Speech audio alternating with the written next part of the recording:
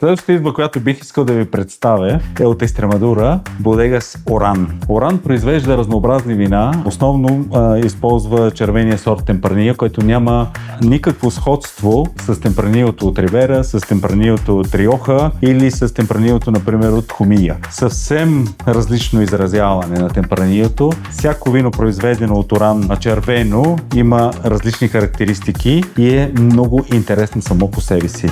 Белите вина на Оран са също много забавни, като сортовете са непознати за хората, като Ева, Пардина. Не се използват традиционни познати сортове, но все пак Испания работи активно с около 400 сорта. Не всички са познати на повечето хора. Другата специфика на Оран е производството на пенливи вина.